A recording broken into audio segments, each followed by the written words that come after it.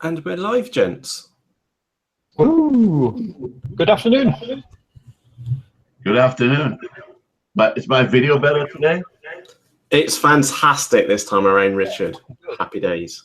Good. Anyway, with that said, good afternoon, everyone, and welcome to another eSellerCafe News Roundup.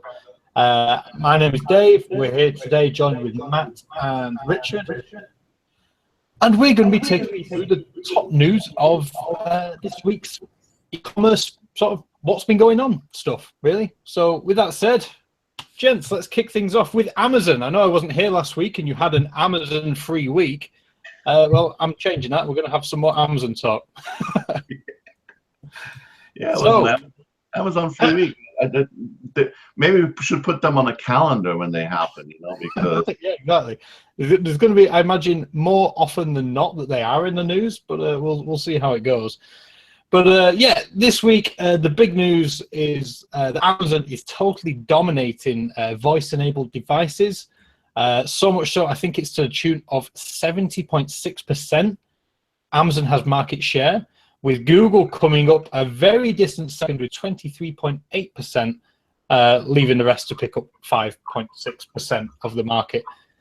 Now, So, Dave, that's actually really curious because me and Richard spoke about that previously in one of the eSellerCafe live events, which is who's out there really to compete with Amazon, because they, like, Google's fair enough, but it's fine for, I don't even know how they can compete. Amazon's got the inventory. Do you see eBay or anything like this? They're not really like a technology company, if that makes sense. Is there anybody going to get anywhere near them and be able to go, Alexia, order me coffee? I don't know. You know, it's a really good question. I know that Google, just a couple of months ago, I think we had a story on that, you know, that they included eBay in it. So clearly they were looking for a shopping element to add to their Google Home. I will say that I think so to this point with Google, they've only have really one device.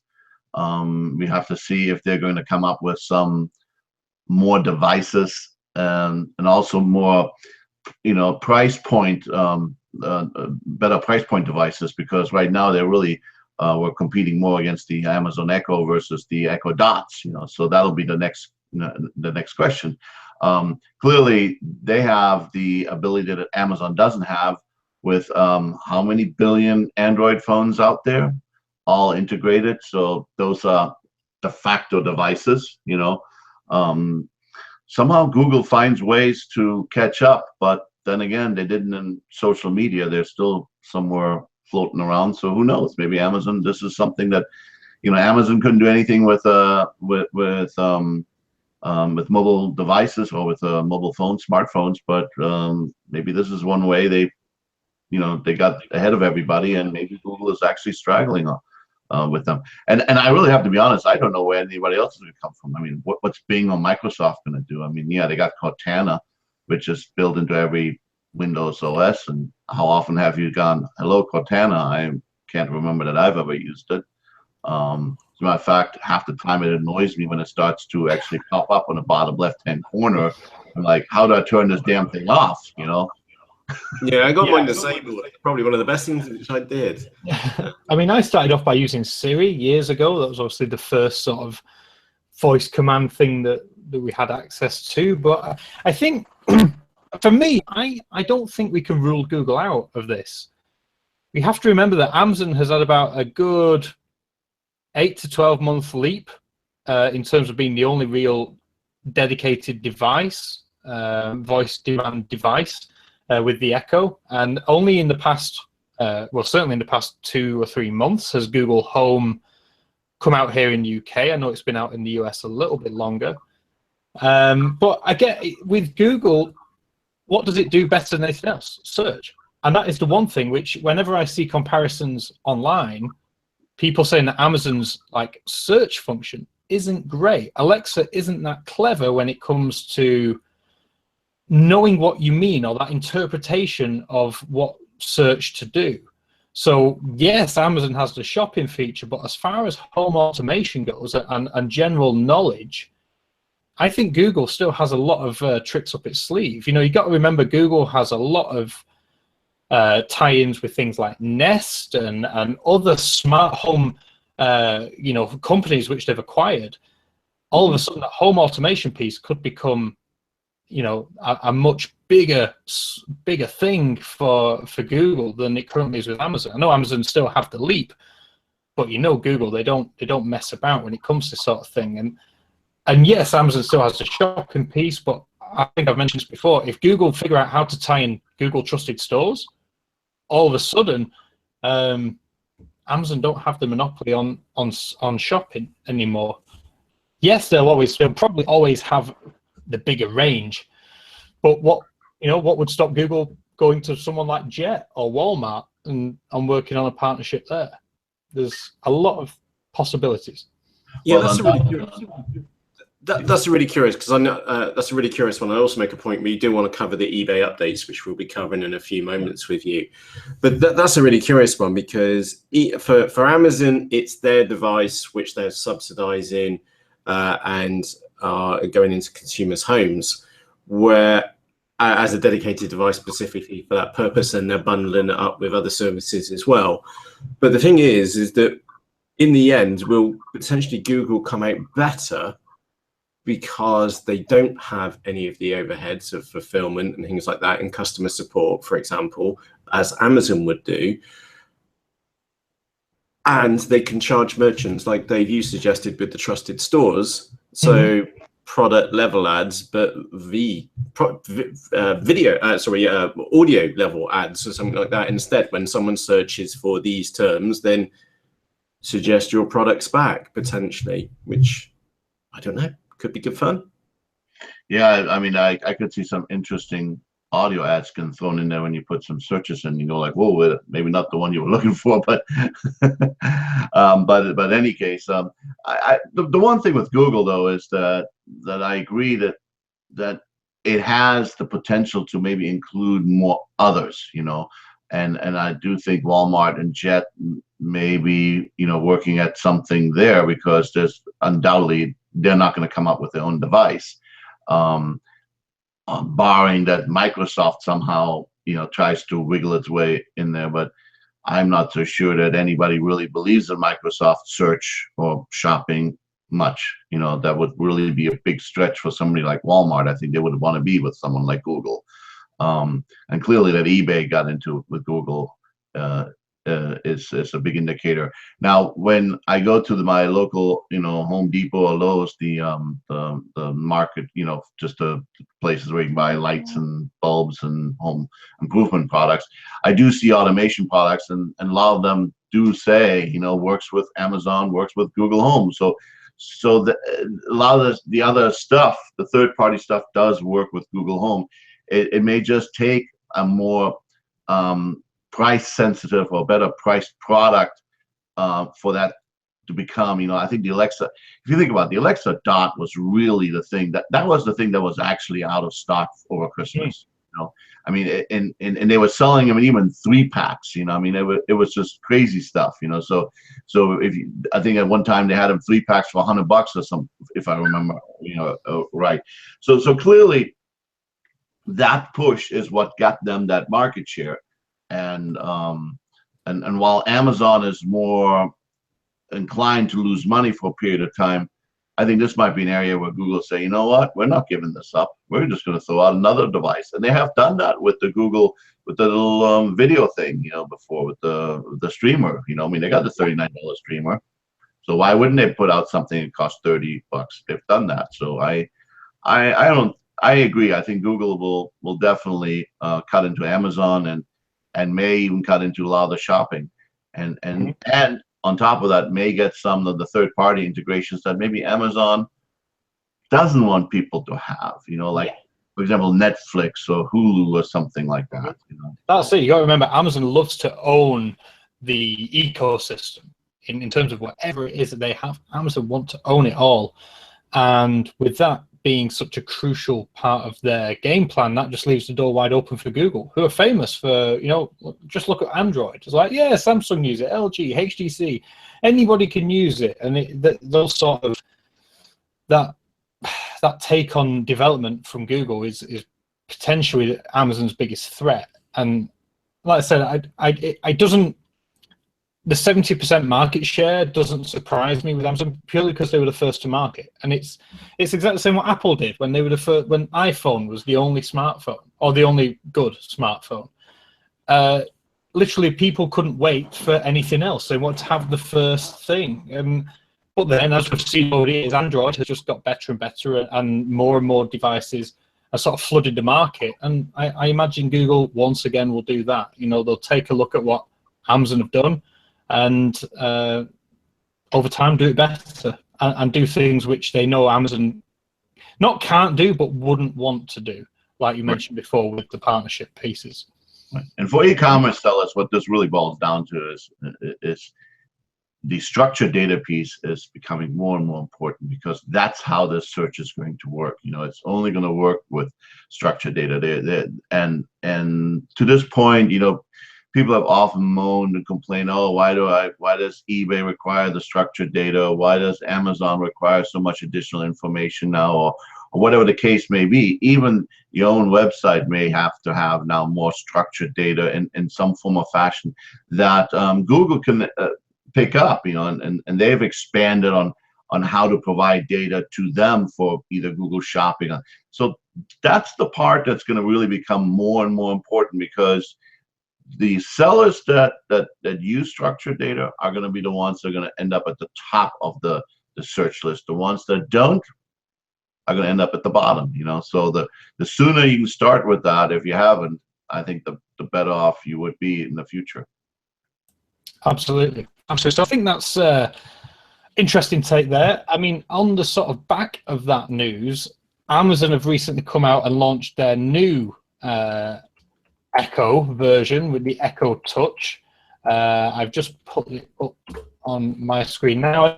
It's very strange. It doesn't. It's basically an Echo speaker flat with a screen on it. So again, this is obviously some further development from Amazon regarding their voice demand things, and I mean, I can see it as a visual confirmation, like from a shopping point of view. I can see it as a visual confirmation of what you're trying to buy.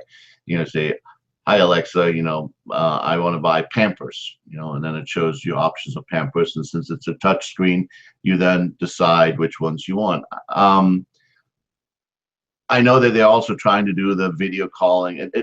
In a weird way, that device by itself looks like something in the 70s when they talked about video calling. You know, so that's that. I could not agree with you more. I looked at it and just went, that's not a very pretty device. And I can't help but get away from the fact the whole screen thing needs you to be near it, in which case, why not just use your laptop? Yeah. You know, you can't video call someone from the other side of the room and they'll just be staring at a lampshade or a wall. You know, you'd have to physically be in front of the camera. In which case, why not use your laptop? You know, yeah. I think if Amazon would come up with something that was like 180-degree round screen or so, then say, hey, there's a coolness factor to that, you know? Yeah, exactly. Whether it's usable or not, it's a different story. But you look at that thing, you're like, it just looks like something out of a 70s bad sci-fi movie. Yeah, it's straight out of a Star Trek sort of wall panel, isn't it? It's a bit ugly. And you say you can use it for like baby monitors and stuff, but I mean, you can get apps on your phone which can do that these days. So I'm not sure the screen. I think the novelty of it not having a screen was a bigger draw. Now it's got a screen, it just seems like a poor man's tablet. Yeah. Oh, exactly. Yeah. So I'm not sure that will be a big win. I mean, of course, there'll be diehard people who will want to go out and buy it anyway. But yeah, I'm not sold on that one, being brutally honest. Okay, just being very wary of time, I think it's time for us to move on to the next major topic for today, which is the eBay Spring 2017 updates. Now, Richard, you've just literally just been written an article on this, well, 2 articles on this. Can you give us a quick, brief overview to what's going on? Yeah, they're actually summers, not springs. Just it's sort of like in between. Sorry, they come out. Yeah, it's like, basically, one of the big things that stood out to me on the updates was that they are now going to try to take ownership of your images. And we'll kind of backtrack to that in a little bit, because I see some issues with that concept from a legal point of view. The other big thing, though, is they're going to make you remove all links. Now, that might be important for some sellers, especially, I mean, I have experience, obviously, being an auto parts seller. So a lot of times I would have links in there to, instructions and maybe dyno sheets, things like that, because people want to make decisions. And let's face it, the last thing you want to do is have someone constantly send you questions about, well, what about this? What about that? So by removing those, by saying you can't use your own domain names, or you have to use approved domain names, that seems to be a little strange. I realize that they're very worried about people saying, oh, the domain name is XYZ, so maybe I'll just buy it direct. Okay, I get that, but then offer some kind of cloud service, or say the following: Dropbox, Google, or whatever are allowed, come up immediately with an alternative for those who actually have a really legitimate reason to provide, I mean, 100-page PDF document, for example. How else do you do that now? You can't. There's just that. So to me, that's a big one too. Then the other thing they're doing, which I think is pretty much only impacts the U.S., because I think in the U.K. or in Europe, you have to have the contact information at the bottom due to some laws. But they are saying no more phone numbers, nothing in the listing. Again, this is going to be kind of interesting, because some people, buyers, have a trust perception, when they see a phone number. Mm-hmm. Now you take that out. I'm not, how will that impact actually buying? Sure, if everybody doesn't show a phone number, eventually it'll happen. It'll be fine. But I have this odd feeling in the short term this might impact some people. Do you feel that's eBay doing, maybe catching up with a little bit of leakage on the eBay marketplace, where people are facilitating off-site sales? Yeah, no, of course, that's what they're trying to do. They're trying to, remove the leakage, and I sit there and go like, well, gee, just 3 months ago, you basically cut you cut the discounts for top seller down. You're already creating more revenue by changing your fee structure. Is the leakage really that bad? I don't know. That just seems like it seems like they're overly worried about it. So maybe the leakage numbers are, show, I'm sure they have internal data that they have done, show that there's a tremendous amount of leakage. But I have to be honest, if you're selling something, especially if you're in a below $100 range market, why would I want to take a credit card over the phone and go and spend and waste my time and money to do that? That to me makes no sense, And they did, to be fair, when it comes to like at least vehicles or so, they said you could still put some contact information in. But I would think maybe they should have done it. Okay, you can put contact information in there if your dollar amount is below this, or and if it's above that, somebody's going to spend $1,000 or $500 on an item, they might want to call. Okay, that's I don't know. We'll see how that goes. I'm a little bit. I understand it on one side, but I'm also have some concerns, especially for people selling higher priced goods, how that will impact them. Mm-hmm. Okay. Moving on. You mentioned about eBay now owning all of our images now. When they finally caught up with Amazon again, is this just eBay chasing Amazon again and their policies? Is it basically the same? It's basically the same, but there's one interesting difference, and this is the legal aspect that I was bringing up. Amazon, being a seller themselves, usually gets authorization from a manufacturer to use the images on their site. So when you then go and take that ASIN that Amazon created for whatever product, for whatever brand that is, so all the other marketplace sellers kind of just sort of hitch on to that. So there was but because there's an initial legal relationship between Amazon and the brand, that is how that works. Okay. Google sells nothing. They're not an authorized dealer of anything. And so here in the United States, we have a concept of what's called minimum advertised price policies, or also fixed price policies, where a manufacturer will say you must sell a product at X dollar. You can't sell below that. It's what we call Colgate here in the US. So those are usually built around marketing images. So when you go as a manufacturer, when somebody, let's say you have a product and you sell, and you say your minimum advertised price for this product is $100, you can now go to eBay and go to Vero, which is the program that enforces all the trademarks, and say, okay, the following sellers, remove them because they're not authorized dealers. Because by definition, if you're not an authorized dealer, you do not have access or authorization to use those images. So in essence, you eliminate all those people selling below by using that legal loophole. Now, what happens when eBay, when you now list something and eBay presents you with options? Oh, we see you're using this UPC code. Here's some images out of our catalog. Well, who gave them permission to use those images? The manufacturer didn't. Yes, another authorized dealer might have uploaded the image, but you can't transfer ownership as an authorized dealer. So there's a few. I see a lawsuit down the road somewhere here. That's all I'm going to say. I mean, yeah, so what you're basically saying is that they're because a third party has got an agreement with a manufacturer for the image or images, that third party can then extend that on to another third party, aka eBay in this place. So someone's going to get in trouble sooner or later. Has to. I mean, and then sure, most manufacturers are probably not going to care that much because they want their product sold. But if there are a few manufacturers still out there who have no eBay policies, or who have very strict policies when it comes to eBay. Or if somebody gets really pissy about something, so you know what, we'll just shut them all down. So now what happens is that if they shut down one and say, okay, we're just going to eliminate the right to use that image across the board, does that mean all listings are impacted by it? They would have to be. It creates some interesting dynamics, and we'll have to see if anything actually happens out of that.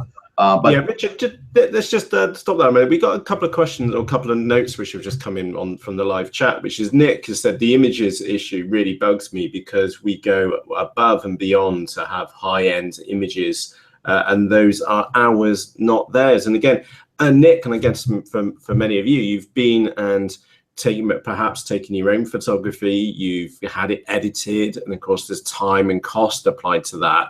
And of course, if it ends up in eBay's catalog, where who owned it, who made it in the first place? So, well, if you do take your own images, you do still maintain the ability to put a watermark into your own images. So, at least if you do that, then put the watermark in a way that it goes across the product somewhere, and that's probably going to remove it from getting added to a catalog, because I'm sure that eBay's going to search for watermarks. Yeah, that's a curious one. Jay also in the chat has put in there, Vero is a big pain, like anonymous tip line is technically a felony in the US to issue a false DMCA takedown notice. Lots of frivolous misuse though. And Jay also says we take a ton of photos and we get hit with a Vero anyway. We need to start watermarking. So yeah, Jay, that would be a big one for you. Start watermarking. And hopefully that will cut it down for you, because I can imagine that is extremely annoying for you.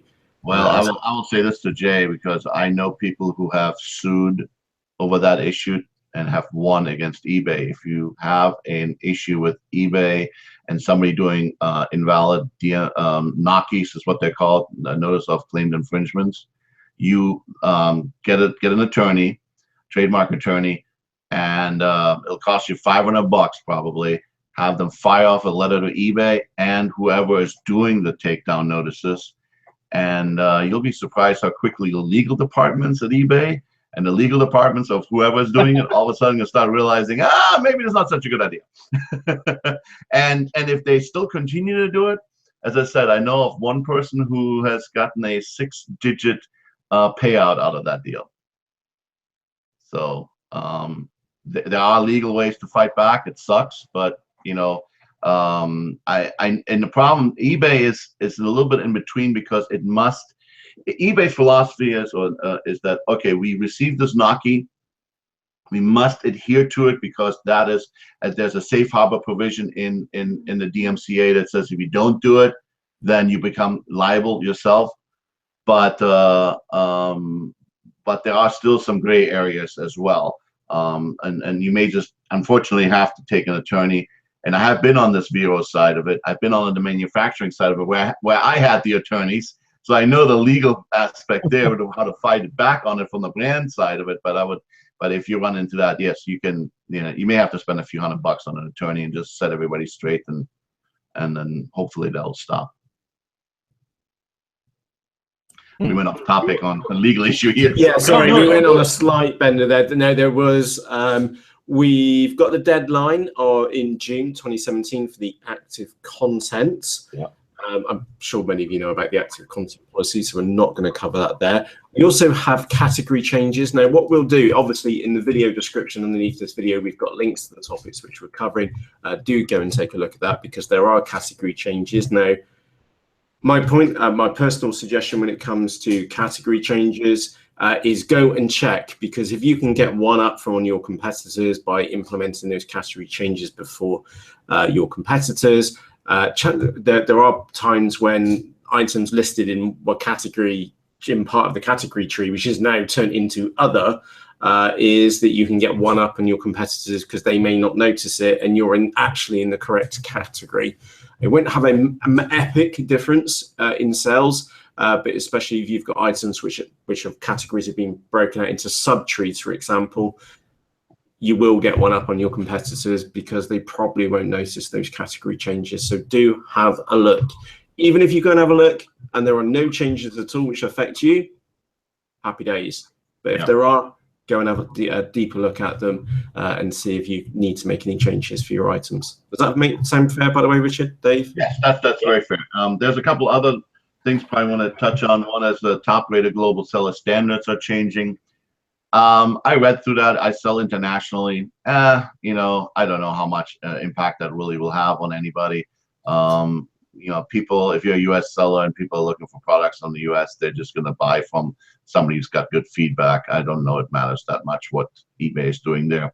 The second one is the return policy. That might be a bigger issue for some people, because in some segments, having a restock fee was still very common. Again, I'm talking about performance parts here, an area I know very well. Most sellers were still doing 10-15% restock fees, making the buyer return products on their own dime. Again, this is an area where maybe if you are in a market such as performance parts, where that was kind of still a standard process, you can get a leg up by saying, okay, we're going to, do a 60-day no restock fee return policy. Maybe even on small items, pay for the item to be returned if there's enough margin in the product to do that. Because eBay says they're going to bring those listings up on the searches. So there might be some things there you might want to look at. I know it's not going to work for every part or everything you sell, but maybe it'll work for some things. So it's if to this point you've had one return policy across the board, maybe it's time to look and see if you can do 2 return policies, and therefore get yourself in a better search ranking on eBay on those items where it would make sense to do that. There's another part to eBay which is not in my stories, and I'll write something about that this week, which impacts specifically people here selling eBay motors. It's actually something that came out, I think, Friday, to be honest. It was very late. eBay is going to go after a company here in the United States called Tire Rack. Tire Rack was sort of de facto. If you wanted to buy tires online, you could say, okay, I'll go to Tire Rack and buy the tires, and they have shipped the tires to me. And then Tire Rack started having set up a people or service stations that would or repair shops that would install them for you. So there would be Tire Rack authorized, installation centers. And looks like eBay is doing the same thing. They're going to start with that actually in Germany already this month, and then later in summer in the United States they're going to do it as well, where you can have the tires you purchase on eBay sent directly to the tire installation service, and then they can put them on for you. So that might be kind of interesting for people who are running tire shops, and maybe they can get some additional business that way.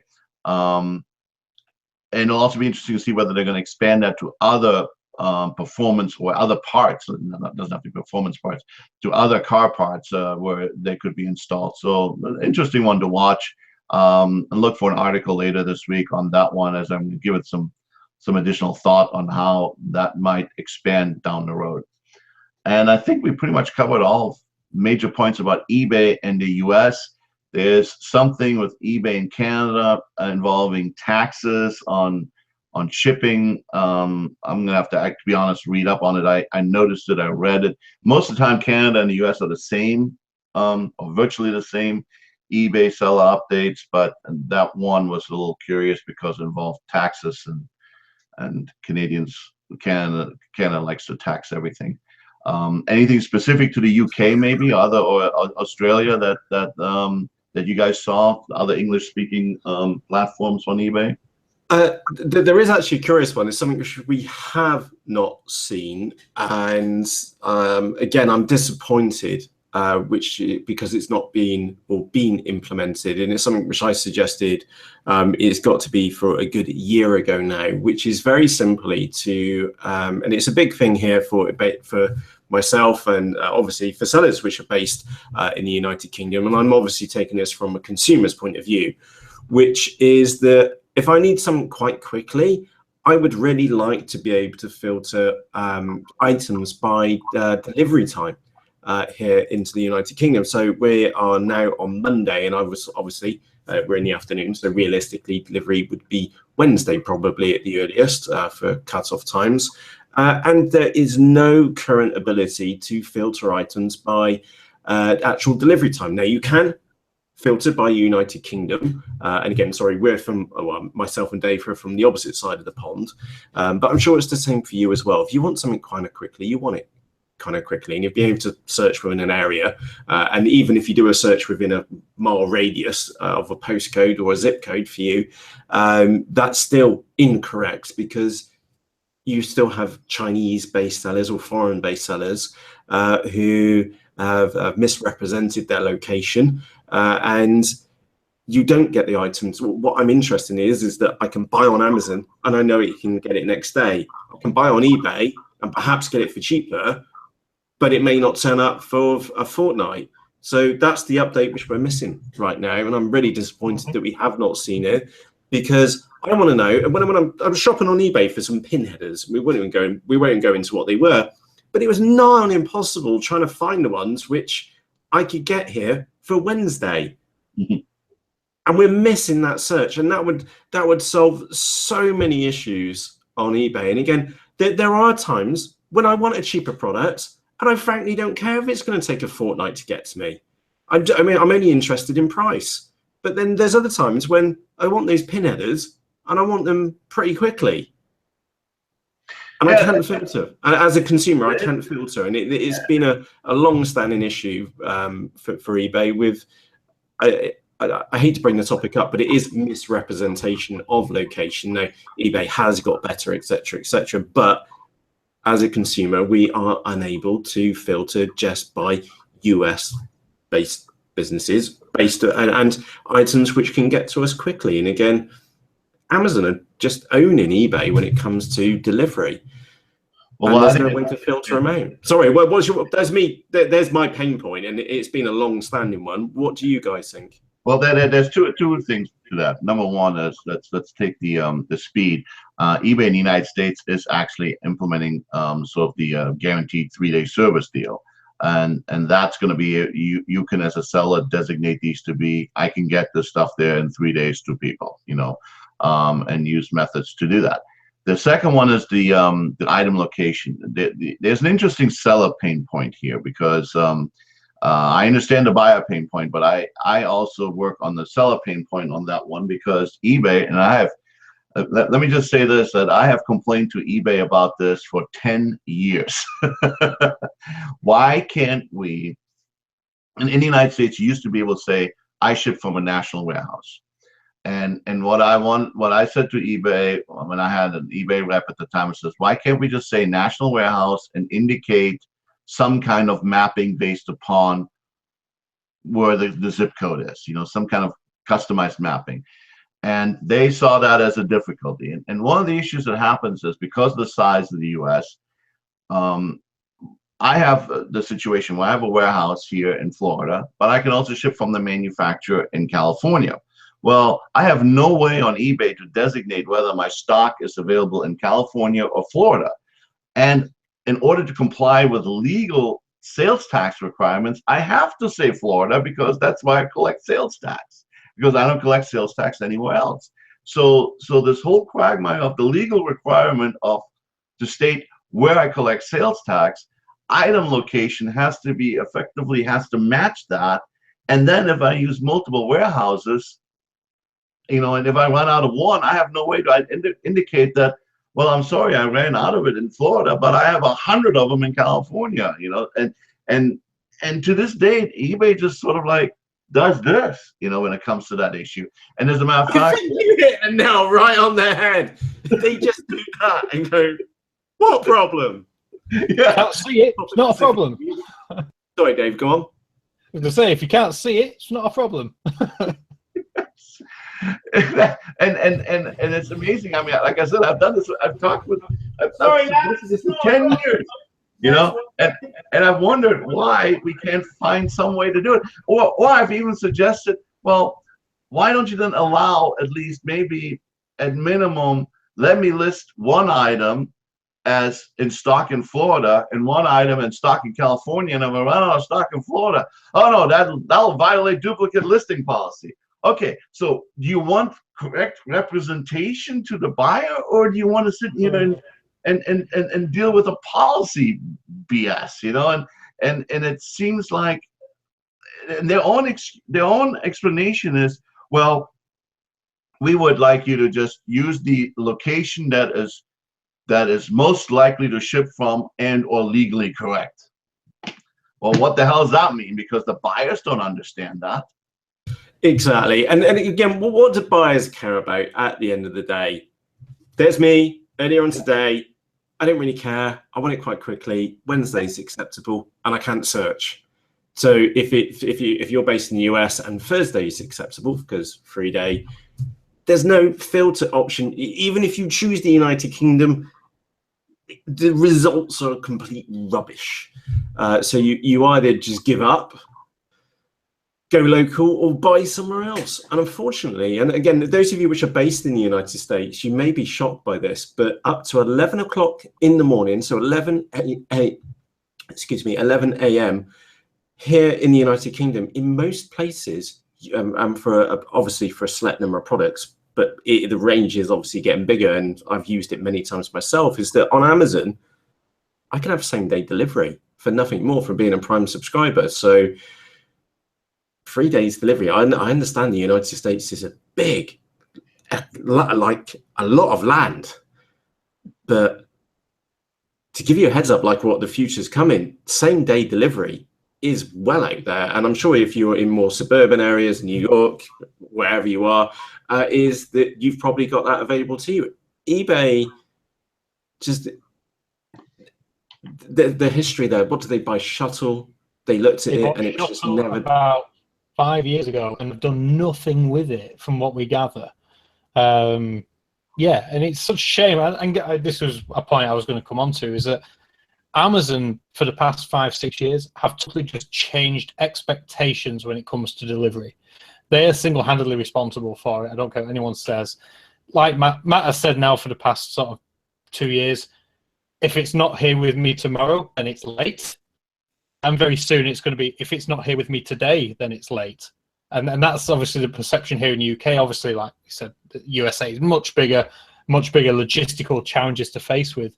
But those delivery times are coming down, and eBay not being able to fulfill that need, or give us that option to select for delivery tomorrow or the next day. Basically, the whole, fast shipping thing is holding them back, and that is the main reason why I can't remember the last time I bought on eBay. Don't get me wrong, it's still a fantastic channel to sell on. If I'm selling things, I go to eBay. But as a buyer, if it's on Amazon and I can get it same or next day, I'm going to buy it there. I'm not going to worry about saving a couple of quid and getting it in 4 weeks from China. We live in a very sort of same way. It's like, I buy some things on eBay and I figure it'll take 7 to 10 days to get here. And if it shows up within 7 to 10 days, I consider that on-time delivery. Really? If it's not here tomorrow, it's late. And I honestly mean that. And every time I order something off eBay, and so, in fact, there's some absolute exceptions to this. I'm actually looking here from my recent orders list on eBay. I ordered some super glue next day. I ordered some pin headers. That was 2 days. I ordered some lawn seed. That was next day as well. Fantastic service. I bought from that company so many times before, and I wouldn't go anywhere else for them. There were some other bits. Yeah, next day, 2 days, 2 days. That was 4 days, but that was a private seller on eBay. We ordered some stuff for the kids' birthday parties. That was 2 days, and some other bits and bobs. Whereas on Amazon, the interesting thing with eBay is what I don't understand. Why don't they get together with FedEx, who already has a fulfillment program, or UPS, or DHL, who's trying really hard to do fulfillment in the United States? Why not get together? I mean, let's face it. Yeah, there are some differences. A car park in the United States is an actual parking lot. Car park in the UK is the M25. I mean, you hit the nail on the head there. That M25 is a bit of a car park. Yeah. Friday. So we do have there are differences, but they can be overcome. Obviously, Amazon is overcoming them. It does require management of inventory. So if eBay were to get into a fulfillment program, and say, okay, we're going to do fulfillment, FBE instead of FBA, and work with someone like DHL or UPS or FedEx to do that, I think that would be great, and I think there would be a lot of sellers that would say, if I don't have to mess with shipping, putting labels on it, doing all this stuff, I'm happy to send it to an eBay warehouse.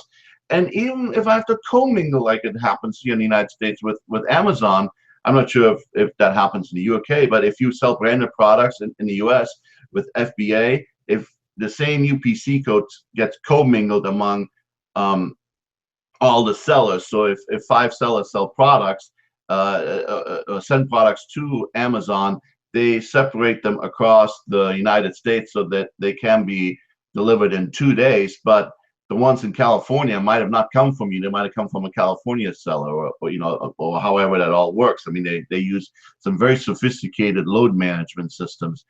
And if eBay were to get into that, because here's the other point.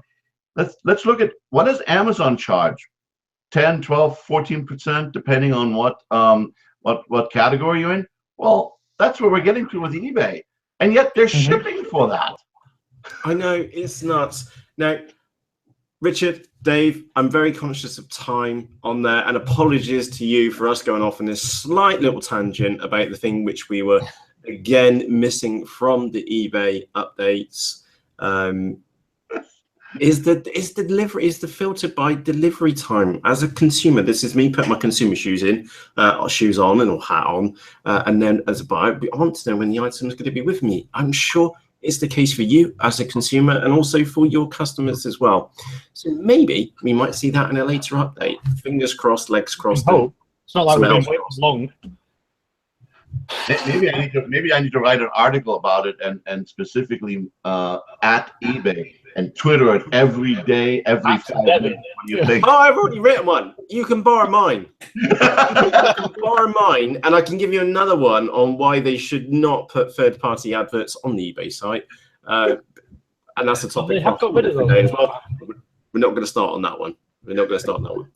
So I thought they got rid of those in the last update. I think they can now. That's where they're bringing in the ads again. Yeah, isn't it? Thank goodness for that. Yeah. So to quickly, we've got a question from Vanessa. Have you seen it? Question from Vanessa. This is aimed at you, Richard, mainly. Is it, how big is AliExpress in the US? Honestly, I'm not sure because I don't know many people that know that name. And we have a bunch of services similar like that, where I think there's one called You Wish or whatever, that where you just buy cheap Chinese stuff and it shows up 4 weeks later. An interesting point. I'm going to do some research and see if I can find some kind of statistics on that. I mean, I know about AliExpress because being in the business, but I don't know any friends that have, oh yeah, I got this from AliExpress, Yeah. Just a note there for Vanessa. Yes, I use it frequently. It's actually quite nice because there's a specific brand of electric motor which we use for RC models, which you might be able to see above my head. I can actually buy direct from the manufacturer. It's brilliant, absolutely brilliant. And it gets here in like 4 days from China. That's not bad. That's not bad. Brilliant. So AliExpress, personal opinion, fantastic. And I do use it quite frequently. Not as much as eBay, definitely not as much as Amazon, and definitely not as much as Banggood. But like I said, that will take us into a whole different topic area. And I am doing my best to try and wrap us up. So on that note, today we discussed about Amazon basically owning voice search, and they do own, and it's going to be tricky for others to catch up. Google, who's the other company which I'm thinking of? Apple. What are they going to do in this arena? How many devices have they got? How many devices have Google got? And Amazon, a third party, have just come in and owned the lot, Very, very curious. And of course, the eBay seller updates. There are links to both articles in the video description for you. Do go and take a read. We've been in covered everything we should probably want to take interest in, and maybe a topic which was not being covered or not implemented in the eBay summer 2017 update, which is frankly speaking is a bit of a shame. The rest of it is all kind of mustard as eBay try and turn themselves into Amazon. And of course, that's a personal opinion of mine, but I'm sure you'll probably agree that is what it's looking like at the moment, especially with the images changes as well. But on the bright side, and again, that may have come across a little bit negative about eBay, but you also heard me. I buy quite a bit off eBay at the same time. I go to eBay, I go to Amazon as a consumer. And eBay here in the United States over the last 6 months has ramped up advertising quite a bit. So they are really throwing money at trying to get more consumers bias to the platform. So that's all very positive. All the negativity we talk about, especially the fee increases on the last one, if they result in more buyers, that's good for everyone. I mean, absolutely. I've been seeing eBay adverts now on Instagram, on Snapchat, on Facebook. They're going after the whole social stuff very hard right now. And whether that's to attract a younger audience, get some more younger consumers in, who knows? But they're definitely spending a lot of money doing it. Yep. Indeed. And I also want to make a point on this one as well. We're getting plenty of notice. Amazon, you're lucky if you get a week's notice. We are changing the rules now, and you must adhere. Otherwise, we're going to throw you off the platform and go through a really long, rigorous process to try and get yourself back on. And it takes weeks. Whereas eBay, a little bit more flexible, plenty of notice. So yeah. I don't want to come across as like being negative. That's a big thing for me personally about this timed search filter. I think that's really important. I would love to see that in the update. But we got to know who we're dealing with. And eBay, they have been consistently very proactive with notifying you as business sellers on eBay of pending changes. And there's been 1 or 2 updates which have been a lot shorter than 90 days. But for all intents and purposes, they do give us, as a selling community, plenty of notice. So I don't want to come across negative. We do need to put a positive light on this because actually it warrants a positive light. Yeah. It's a very good point. Very good point. eBay's communication is much better than anyone else's when it comes to these sort of updates and news bits. So fair play to them on that one. Yeah, Amazon's communication at times reminds me of AT&T. Just waiting for the punchline here. AT&T has got some of the worst customer service and communication, yet they're a communications company. I've never quite.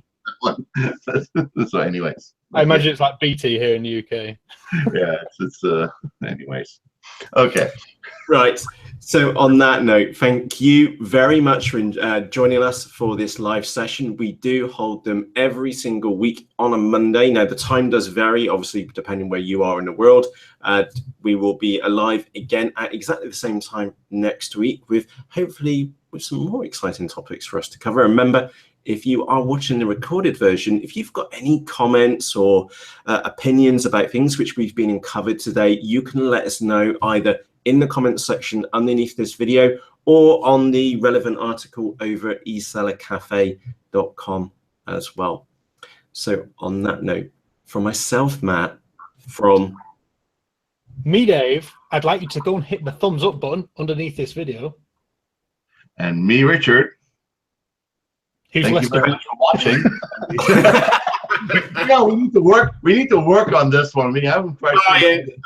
Apologies, I caught the gents and the lads off guard there. So what we were basically trying to say is thank you for taking the time to watch this episode. If you have any feedback, good or bad, please do let us know. We would thoroughly appreciate that. And on that note, if you're off, well, sorry, just go and have a fantastic day. In short, on that note, for myself, Matt, and the team as well. Cheerios.